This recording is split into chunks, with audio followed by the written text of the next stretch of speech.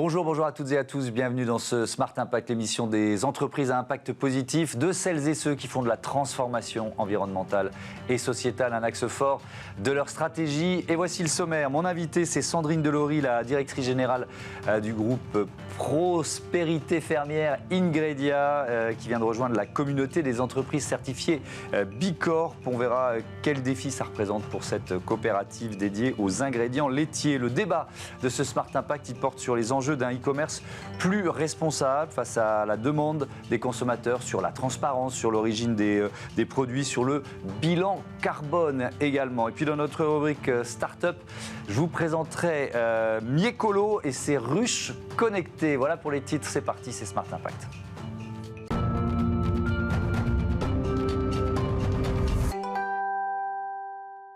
Bonjour Sandrine Delory, bienvenue. Bonjour. Vous êtes donc la directrice générale de Prospérité Fermière Ingredia, coopérative agricole fondée en 1949. Votre métier, c'est le lait? Je peux être aussi basique que ça? C'est exactement ça. Le lait, c'est le premier aliment de la vie. Oui. Il a plein de composants à l'intérieur de ce lait, à peu près 2000 composants. Et notre métier à nous, c'est de extraire ces différents composants par des méthodes douces pour en faire des ingrédients laitiers qui visent à mieux nourrir et mieux protéger la santé tout en respectant l'environnement. Donc c'est effectivement une coopérative qui a été créée en 1949, donc qui a bientôt 75 ans l'année prochaine et qui appartient à 750 éleveurs dans les Hauts-de-France uniquement, avec une laiterie basée à Saint-Paul-sur-Ternoise. Le siège social est à Arras depuis bientôt 75 ans et à peu près 450 salariés, 400 millions d'euros de chiffre d'affaires, une clientèle uniquement B2B, donc c'est-à-dire que nos ingrédients, vous ne les connaissez pas parce que c'est des ingrédients très techniques, mais si vous faites les courses, vous les avez certainement consommés dans des yaourts, des fromages, des alicaments, donc toute une panoplie d'ingrédients laitiers puisqu'on a une magnifique clientèle internationale dans une centaine de pays qui utilisent ces ingrédients pour faire leurs propres produits. Donc on est un maillon dans la chaîne de l'agroalimentaire, mais qui essaye d'apporter de la valeur par de la RSE et de l'innovation. Donc c'est un groupe petit, mais costaud, avec des fortes productions. Et puis avec un niveau mondial sur certains produits, vous êtes sur le podium, c'est ça? C'est ça. Sur certaines catégories de produits, donc les protéines laitières et les bioactifs laitiers pour nourrir certaines, comme le stress, le diabète, avec les particularités de ce lait qui est le premier aliment de la vie et qui regorge de plein de choses merveilleuses. Ingrédients laitiers, là, vous en avez cité quelques-uns, mais il y en a combien? C'est très vaste et surtout, donc, vous l'avez aussi un peu évoqué, c'est à la fois de l'alimentation et de la santé. Ce sont vos deux piliers de clientèle, on va dire ça comme ça? C'est ça. La partie alimentation qui est la plus ancienne, la partie santé qui est plus récente. On a encore beaucoup de choses à explorer dans le monde laitier, puisque parmi ces 2000 composants, on arrive à les isoler. Donc certains, par exemple, vous voyez le bébé qui est nourri par sa mère. Donc dans le lait, il y a des choses. On avait l'impression que le bébé était zen parce qu'il a été bien nourri, mais en fait, c'est dans le lait, il y a certains composants. Donc il y en a notamment un qui s'appelle le lactium, qui a des vertus anti-stress. Et du coup, quand on arrive à l'isoler, il peut remplir ses fonctions de protection de la santé. Et ça, c'est très important. On essaye d'apporter de la valeur par ces deux axes, RSE et innovation.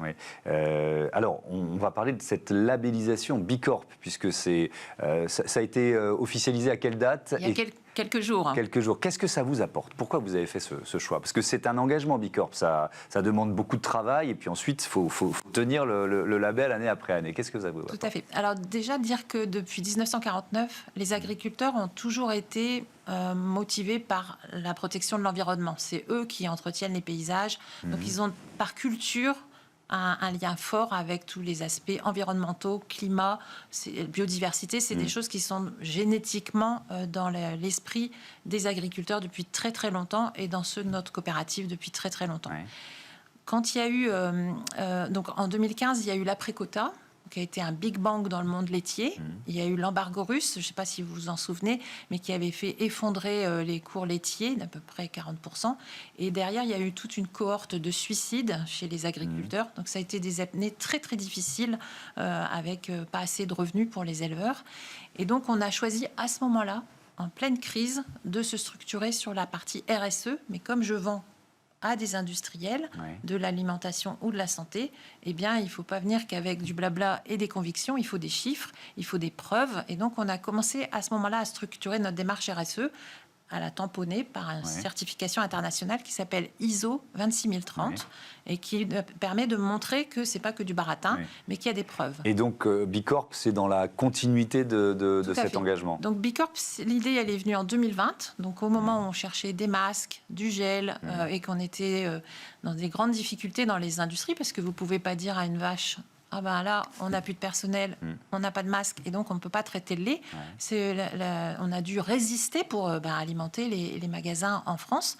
Et donc c'est à ce moment-là, vous voyez, dans les moments de crise, chaque crise est aussi une opportunité. Et c'est à ce moment-là, en 2020, qu'on a décidé de lancer le Bicorp, parce que le Bicorp, il a une notoriété internationale et comme je vends à une clientèle internationale dans une centaine de pays, eh bien, ce référentiel nous semblait très intéressant. Oui, ça vous valorise aussi vis-à-vis de vos clients. Est-ce qu'il y a une part, parce que j'entends bien l'engagement, mais est-ce qu'il y a aussi une part de demande de vos clients? C'est-à-dire qu'eux-mêmes, on connaît tous le Scope 3 ici, donc des grandes entreprises, j'imagine des géants de l'agroalimentaire qui veulent améliorer leur Scope 3, donc le bilan des sous-traitants ou des fournisseurs. Vous rentrez dans cette logique-là aussi? Tout à fait. Donc le plus connu dans le monde laitier qui est parti dans le Bicorp, c'est Danone, avec Précurseur. Donc c'était pour nous un partenaire important et intéressant et inspirant. Donc c'est un exemple.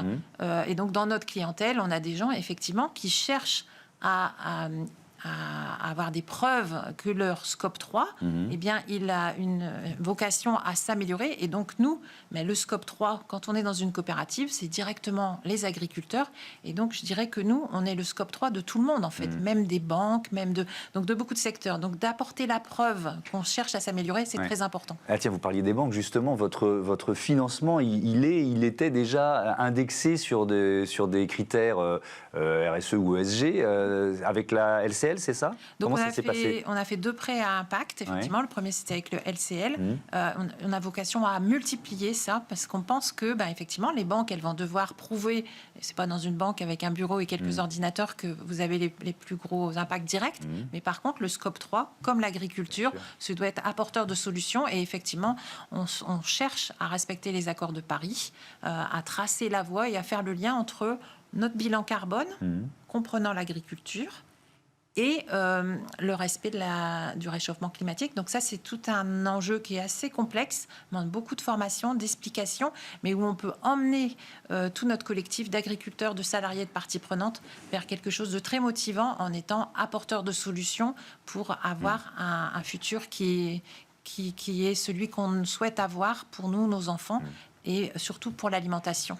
Et comment ça se passe pour les producteurs de lait bio aujourd'hui? Parce que vous parliez des difficultés de certains exploitants. C'est une période qui est quand même compliquée, on va dire, généralement pour le bio, avec le contexte inflationniste, mais particulièrement pour le lait bio. Comment ça se passe pour eux? Et peut-être aussi, comment vous les soutenez? Alors, donc, nous, on a une collecte de bio qui fait à peu près 5% de notre collecte.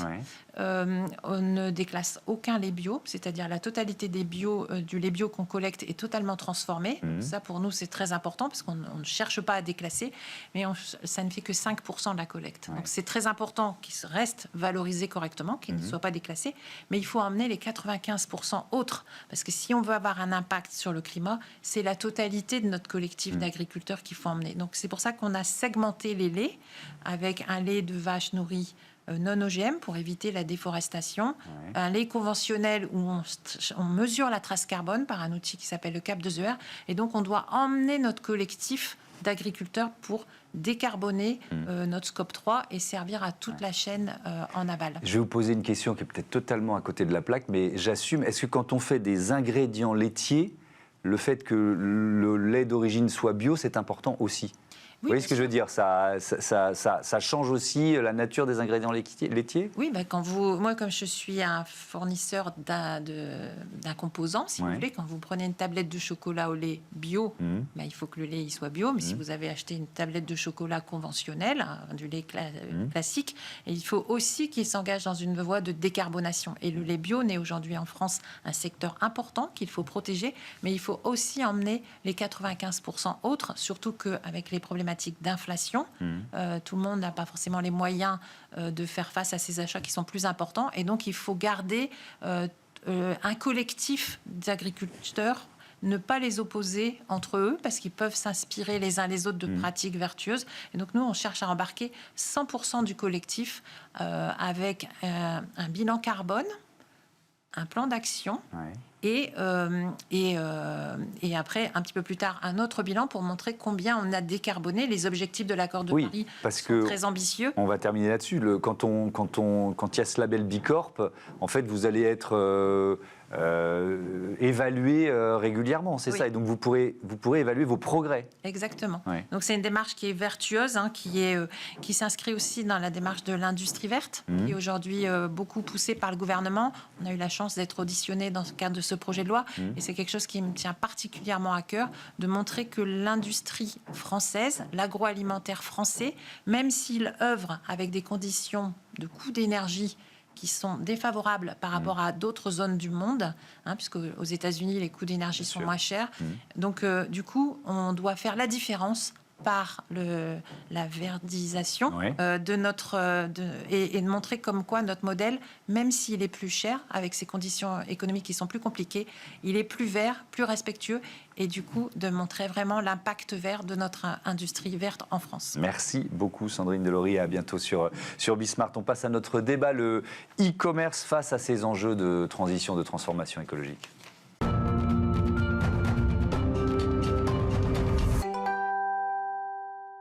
C'est le débat de ce Smart Impact. Je vous présente tout de suite mes invités. Julie Mazic, bonjour. Bonjour. Bienvenue, vous êtes la présidente de Roseau. À vos côtés, Sébastien Rollins, bonjour. Bonjour. Le fondateur de Jumple. On va parler des défis qui attendent le e-commerce, notamment en matière d'éco-responsabilité, de transparence. Mais d'abord, allez, présentation de vos entreprises respectives. Julie Mazic, c'est quoi Roseau ? C'est très simple. Roseau, c'est un marketplace qui met en relation les producteurs et les restaurateurs de manière ultra locale.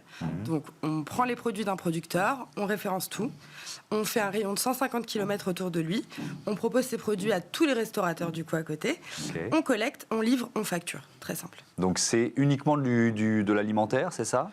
Alors, principalement de l'alimentaire, effectivement, et en termes de clients, du coup, c'est tous les professionnels du secteur alimentaire. Donc, aujourd'hui, on a notamment des restaurants, mais aussi des hôteliers, des épiceries, enfin, tous les professionnels qui peuvent acheter. Ok, Sébastien Rollin, présentez-nous Jumple, c'est une nouvelle place de marché, c'est ça ? Tout à fait. Donc Jumple est une place de marché à venir qui sera lancée en septembre, qui va proposer tous les produits dont les consommateurs aujourd'hui ont besoin de manière très large. Nous aurons 15 univers, ça à partir de la puriculture, en passant par l'électronique, voilà, jusqu'à l'alimentaire sec, non frais.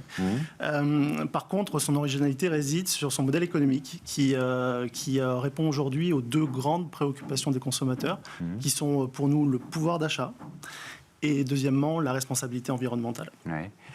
Donc ce sont des principes fondateurs et c'est comme ça que vous pensez vous différencier aussi ? Tout à fait. Comme vous l'avez compris, les produits ne nous différencieront pas, mais aujourd'hui c'est tout l'enjeu de l'e-commerce. On observe dans l'e-commerce de biens de consommation, pas de services, une homogénéisation des catalogues. Aujourd'hui, les grandes plateformes présentent plus ou moins les mêmes produits.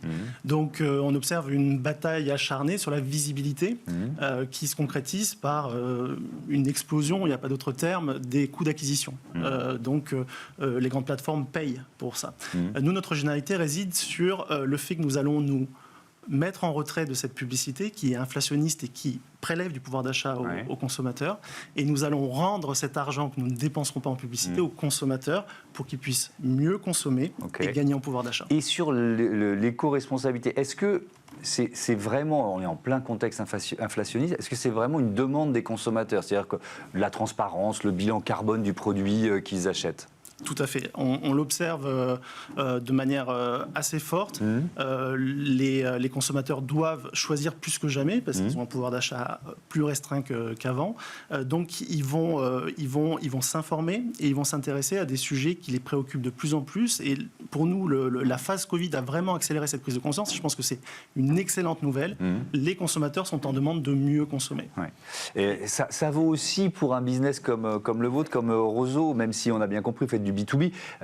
Il y a chez les restaurateurs ou chez les professionnels, les traiteurs par exemple, qui font appel à vous. Cette demande-là, c'est-à-dire savoir d'où viennent les produits, est-ce que c'est du bio ou pas, circuit court, c'est le principe de départ de Roseau. Vous sentez monter ça ? Tout à fait. Et en fait, nous, on fait du B2B, B2C en réalité, puisque le client final est quand même un consommateur. On pourrait avoir le même. Bien sûr. Et du coup, alors, le client final est demandeur, ce qui oblige le professionnel à se renseigner aussi. Oui, il y a un effet domino. C'est-à-dire que la demande de circuit court de leurs clients fait qu'ils sont dans cette démarche. Et donc, pour ça, nous, on est en train de mettre en place notamment une map avec tous les producteurs chez lesquels le restaurateur a commandé, qui pourrait permettre aux producteurs d'avoir des clients du coup B2C qui viennent à la ferme. Nous, on n'a pas de souci avec ça. Et de l'autre côté, au restaurateur d'être tout à fait transparent sur ce qu'il va proposer. L'idée, in fine, c'est de faire vraiment la différence entre les restaurateurs qui vont faire ce pas et cet effort, parce que ça nécessite aussi des efforts, notamment, on parle d'empreinte carbone. Nous, ça nécessite qu'on puisse livrer uniquement 2 fois par semaine et non pas tous les jours. On ne peut pas livrer d'une heure sur l'autre. Et on veut vraiment qu'à terme, il y ait une différence et que vous tous, vous puissiez aller au restaurant et savoir où est-ce que les produits que vous consommez ont été commandés. Mais je veux juste qu'on ne soit pas un peu angélique, parce que est-ce que quand même le premier critère d'achat, et je vous pose la même question, ça reste le prix. Ouais. Enfin voilà, on va pas se raconter d'histoire. Nous, pour ça, faut savoir que dans l'agroalimentaire en général, les marges sont de minimum 40%. En dessous de 40%, les spécialistes agro nous disent très clairement, vous ne serez jamais rentable. C'est ce qu'on nous dit. D'accord. Nous, on a décidé de faire une marge à 6%. Donc, c'est une marge qui est très faible, ce qui permet aux producteurs de plus se baser sur les coûts des mercuriales classiques. Aujourd'hui, en France, pour notamment des fruits et légumes, on va dire tous les matins le prix d'un produit. Nous, on veut plus se baser là-dessus. On dit aux producteurs combien est-ce que ça vous coûte. On les accompagne aussi à calculer leurs coûts, parce qu'il y en a beaucoup qui ne savent pas faire. Et à ce moment-là, ils fixent leur prix. On arrive entre le prix du producteur qui se rémunère un petit peu mieux et notre faible marge à des coûts qui sont moins importants que les grandes chaînes ou même les marchés très connus pour les professionnels. Car on limite les intermédiaires et on limite aussi notre marge. Même question sur le prix. Vous l'avez dit, il y a 2 piliers dans le modèle de Jumble, le pouvoir d'achat et l'éco-responsabilité, mais le prix, ça reste... Je pense que de nouveaux équipes se mettent en place parce que notre marge opérationnelle sera relativement équivalente. 6 à 7 points. Alors qu'une place de marché qui vend des biens aujourd'hui prélève des commissions qui sont entre 10 et 20%. Donc la différence entre ces 6 à 7 points dont on a besoin pour faire fonctionner une place de marché et les 20%, c'est les fameux coûts d'acquisition. Ces coûts d'acquisition, c'est du pouvoir d'achat que nous sommes plus obligés de dépenser aujourd'hui dans le monde actuel, et on peut le rendre aux consommateurs. D'accord, mais alors, bon, donc vous ferez moins ou pas de publicité, si je comprends bien. On va communiquer différemment. Différemment, parce que moi, j'entends vos 2 modèles économiques, mais sauf que pour que des comportements éco-responsables aient de l'effet sur la société, il faut que les entreprises qui les mettent en place, elles durent. Et il faut que le business y marche. Donc vous voyez ce que je veux dire? Comment vous tenez cette contradiction apparente? Alors, de notre côté, c'est vraiment un transfert. C'est-à-dire qu'aujourd'hui, tout e-commerçant, je ne pense pas me tromper, dépense 10 à 15 points de son chiffre d'affaires en publicité pour acquérir de la visibilité. Donc, c'est 10 à 15 points du pouvoir d'achat. Ce transfert, on peut le faire parce qu'il s'agit d'une décision. C'est une décision du business model. On peut prélever cet argent et le mettre à un autre endroit. Et nous, on décide de le mettre du côté des consommateurs. Comment? Alors, vous ouvrez une nouvelle région, je crois, là, cet été, Auvergne-Rhône-Alpes. Et vous l'avez fait, on va parler de financement d'abord, vous l'avez fait en lançant une campagne de financement public sur We Do Good. Est-ce que, 1, vous avez atteint votre objectif, et 2, pourquoi cette démarche? Alors là, on est quasiment à la moitié de l'objectif qui est 200 000 €. Et l'Auvergne-Rhône-Alpes, c'est pour un client hôtelier qui est venu nous chercher en nous disant moi, je trouve Roseau génial. On est implanté par contre en Auvergne-Rhône-Alpes parce que vous êtes prêts à ouvrir. On leur a dit bien sûr, laissez-nous 3 mois, nous allons ouvrir. Donc nous ouvrons en juillet. On est très contents de ça. Il faut savoir que nous, on ouvre vraiment région par région pour des contraintes très simples. La logistique, on ne veut pas faire partir des camions vides. L'idée, c'est de massifier les commandes et c'est d'avoir un catalogue assez étayé pour pouvoir fournir un maximum de clients directement. Il faut trouver les exploitants. Tout à fait. Vous vendez un circuit court, donc il faut trouver les exploitants. D'ailleurs, est-ce qu'il y a des matières alimentaires de base qui sont plus difficiles à trouver que d'autres quand on lance finalement une nouvelle région? Alors, ça va dépendre du coup de la région, mais notamment par exemple en Bretagne qu'on va ouvrir en septembre, j'en profite. Le vin, c'est très compliqué parce qu'en fait en Bretagne, il n'y a quasiment pas de vignobles. Il y en a qui sont en train d'ouvrir, mais du coup c'est... Avec le réchauffement climatique, effectivement, les Bretons vont faire du vin. Exactement. Bon, on s'y attendait pas, mais effectivement c'est en cours. Et ça va être surtout de manière régionale, en fonction des régions, certains produits. Mais sinon, on peut avoir quasiment de tout, partout, notamment en Ile-de-France. Pour ceux qui ne le savent pas, on a des kiwis, des pâtes. Enfin, on a tout ce qu'il faut en réalité pour pouvoir se nourrir de façon locale. Ouais. Mais ça veut dire que les participants de ce financement public, ils deviennent vos actionnaires c'est quoi la logique? Non, c'est une levée de fonds en crowdfunding par royalties. Ouais. Donc nous avons fait le choix de ne pas diluer notre capital pour la simple et bonne raison qu'au vu des marges qu'on propose, on sait très bien que si on donne du capital, à un moment, on va nous forcer un petit peu à pivoter sur la marge, et c'est pas notre but. Donc, on partage notre chiffre d'affaires en fait sur 5 ans.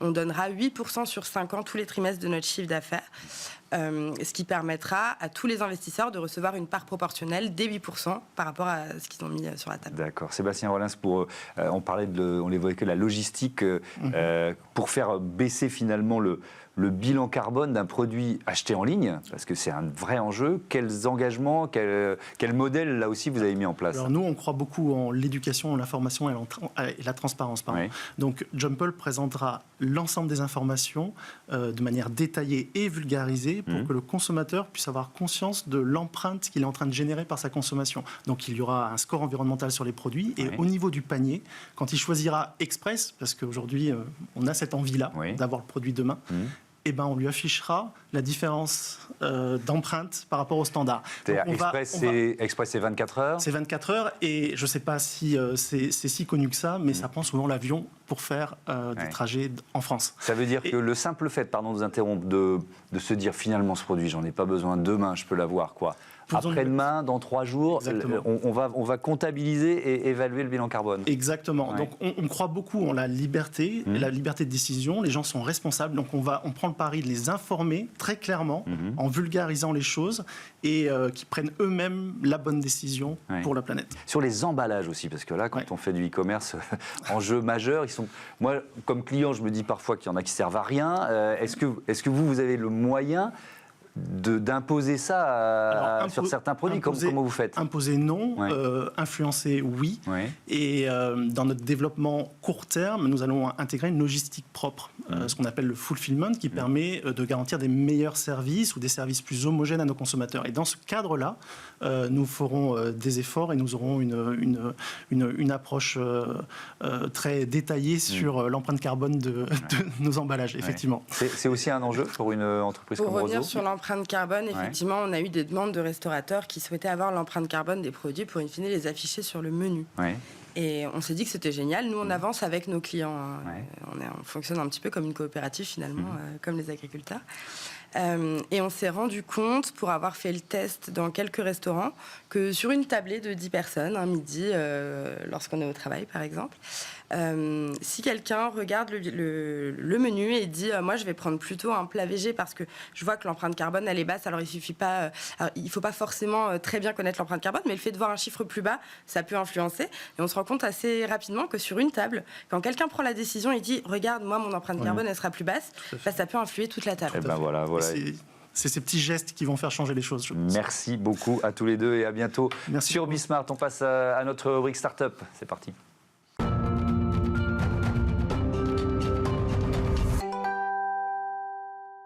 Smart Ideas, et notre invité est avec nous en duplex, en visioconférence, Quentin Valenti, le cofondateur de Miecolo. Bonjour, bienvenue. C'est une start-up bordelaise que vous avez fondée en janvier 2021 avec votre frère Thomas. Racontez-nous, c'est quoi l'idée de départ ?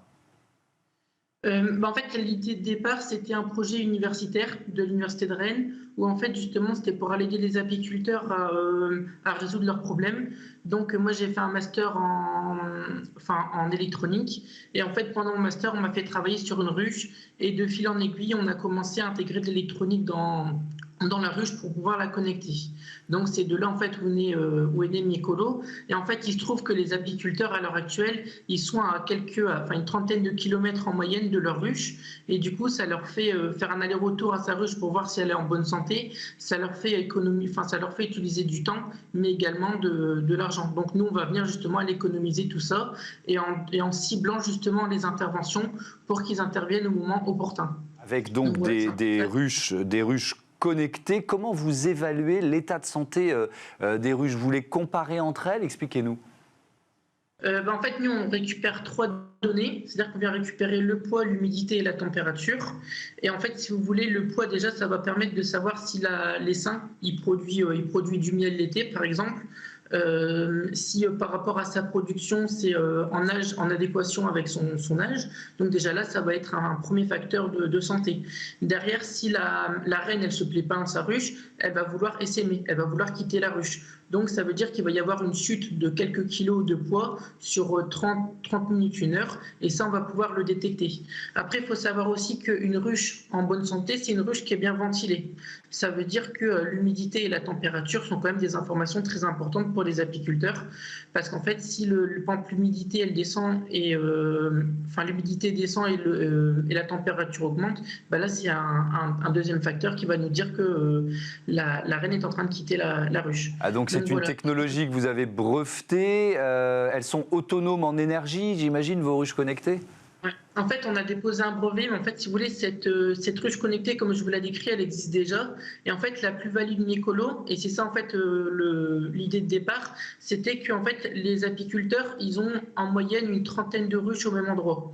Donc nous, l'objectif, c'est d'aller connecter un rucher intégralement. Donc, c'est-à-dire qu'on a mis au point un principe de ruche principale avec une ruche secondaire, parce qu'en fait, il y a toujours le coût derrière pour les apiculteurs, qui est quand même une barrière à l'entrée de la connexion de leur ruche, un frein. Et en fait, pour pallier à ce frein, en fait, on va venir justement aller économiser des composants électroniques, on va venir économiser du matériel, etc., pour avoir justement dans ce rucher une balance principale et des balances secondaires, sachant que les balances secondaires n'auront pas, par exemple, une eSIM intégrée, n'auront pas un abonnement, n'auront pas d'antenne, etc. Donc ça veut dire qu'on va pouvoir réduire le coût de connexion d'une ruche de 30%. Vous en êtes tout du développement de Miecolo? Il y a les premières ruches en test, vous les commercialisez déjà, vous en êtes tout? Alors, Miecolo, actuellement, c'est à peu près entre 40 et 50 balances qui sont connectées à travers la France. C'est à peu près déjà à peu près 150 balances qui sont commandées. Et là, on est en phase de bêta-test à l'heure actuelle. Ça veut dire qu'on va venir récupérer les informations de nos bêta-testeurs pour aller finaliser notre produit. Donc là, on est en fin d'industrialisation et on prévoit justement d'avoir un produit fini pour septembre-octobre et commencer la commercialisation. Une petite question sur le marché. La France, c'est un gros pays consommateur de miel. Il vient souvent de loin, par exemple de Chine. Dans quelle proportion ? Je pense qu'en 10 ans, les importations de miel de l'étranger ont doublé, mais tandis que la production de miel en France, elle a été divisée par 2. Donc ça veut dire que, en fait, on importe plus qu'on exporte maintenant.